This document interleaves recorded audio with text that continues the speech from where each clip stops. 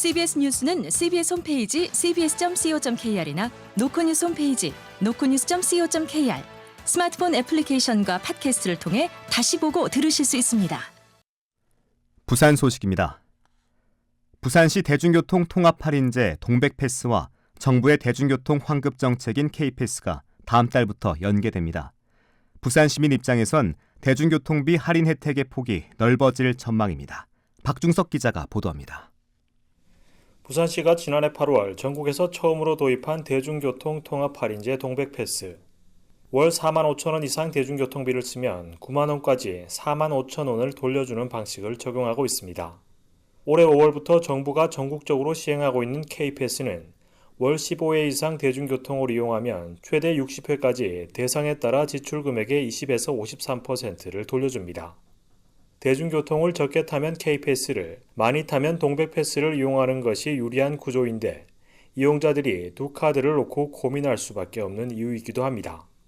다음 달부터 이 같은 고민을 할 필요가 없어졌습니다. 부산시가 국토교통부와의 협의를 통해 동백패스와 K패스를 연계 운용하기로 했기 때문입니다. 한 장의 동백전 교통카드로 동백패스와 K패스가 자동으로 연결되게끔 했습니다. 이용자의 대중교통 사용 횟수와 금액을 분석해 환급액이 높은 방식의 할인 혜택을 적용하는 겁니다. 부산시 강희성 교통혁신국장입니다.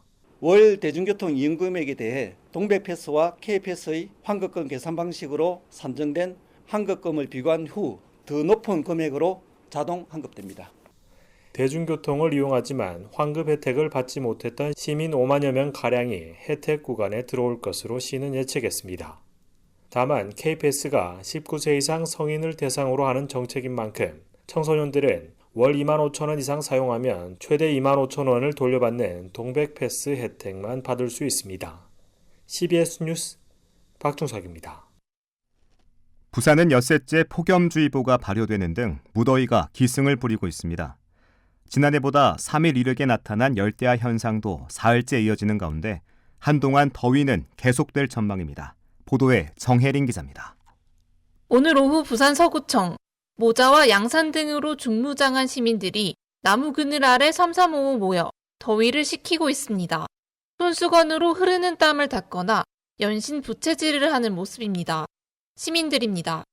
들지. 땀에만 흘러서만 해. 땀이 너무 막 줄줄줄줄해. 막 입맛도 없지. 너무 덥죠. 안경이 막 쓸 수가 없을 정도로 눈에도 땀도 나고 막 이래요 지금. 저는 특히 더위에 약한데 너무나 힘들어요. 부산은 오늘 낮 최고 기온이 중구 대청동 대표 지점 기준 31.1도까지 올랐습니다. 해운대는 최고 체감온도가 35.2도를 기록했고 기장군과 강서구도 체감온도가 34도가 훌쩍 넘었습니다. 부산에는 지난 18일 이후 엿새째 폭염주의보가 이어지는 가운데 어제 해운대에선 야외 행사에 참여했던 2명이 온열 질환으로 병원에 옮겨지기도 했습니다. 밤사이 최저기온이 25도 이상 유지되는 열대야 현상도 지난해보다 3일 일찍 나타나 사흘째 계속되고 있습니다. 기상청 관계자입니다.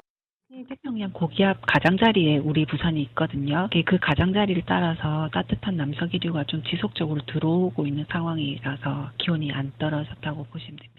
기상청은 당분간 최고 체감 온도가 33도 안팎으로 오르는 등 매우 무덥겠다며 온열 질환에 각별히 주의할 것을 당부했습니다. CBS 뉴스 정혜린입니다. 무더위가 이어지던 어제 저녁 북구의 한 대규모 아파트에 전력 과부하로 한때 정전이 발생해 주민들이 큰 불편을 겪었습니다.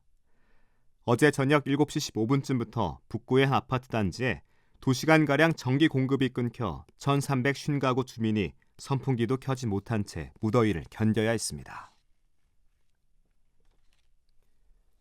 밤사이 차량 정비소 등에서 화재가 잇따라 수백만 원대 재산 피해가 났지만 다행히 다친 사람은 없었습니다.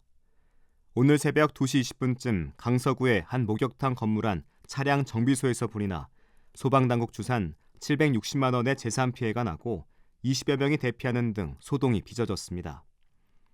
새벽 3시쯤엔 기장군에서 한 식당이 창고로 이용 중인 곳에 불이 나 소방당국 추산 재산 피해 800만 원이 발생했지만 인명피해는 없었습니다. 각종 재난을 분석하고 재발을 막기 위한 사고조사위원회 설치 근거 조례안이 부산시의회 상임위를 통과했습니다.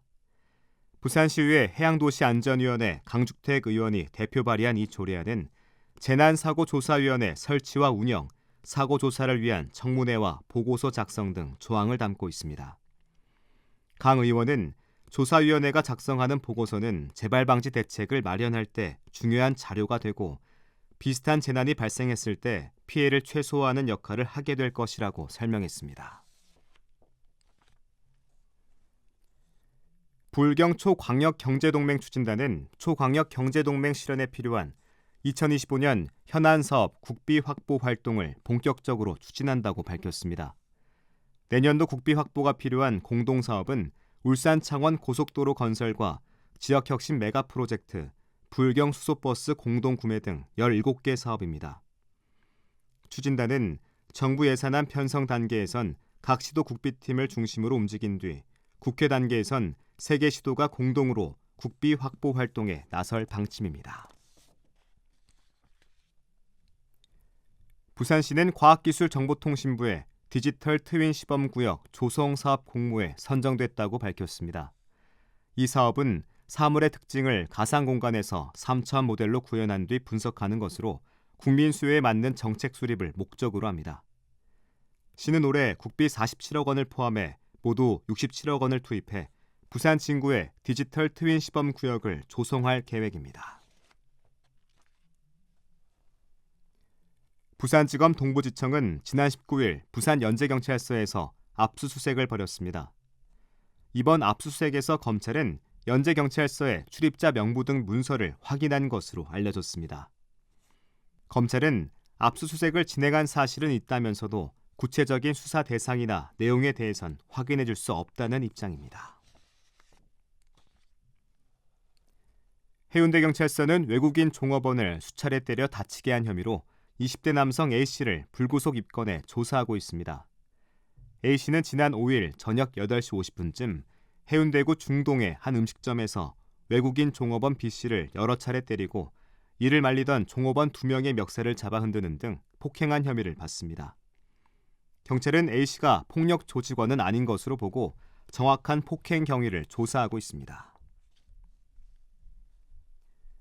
부산 남구가 지역 문화예술 사업의 통합 관리를 위해 문화재단 설립을 본격화합니다. 남구는 지난달 부산연구원이 진행한 문화재단 설립 타당성 검토에서 평점 0.712를 획득해 타당성이 있다는 결론이 나온 만큼 문화재단 설립 절차에 속도를 낸다는 방침입니다. 다만 기관 설립에 향후 5년간 197억 원의 예산이 필요하고 연평균 5억 원이 넘는 손실이 발생할 수 있다는 지적도 나오는 등 구의회를 중심으로 반대 목소리도 나오고 있습니다.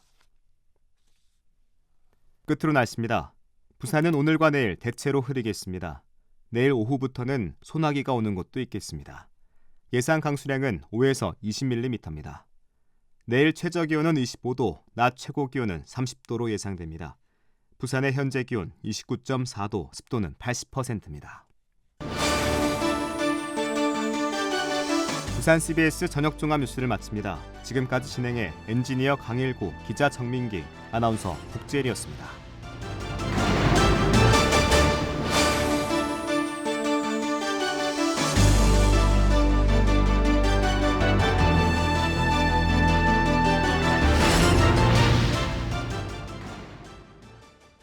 CBS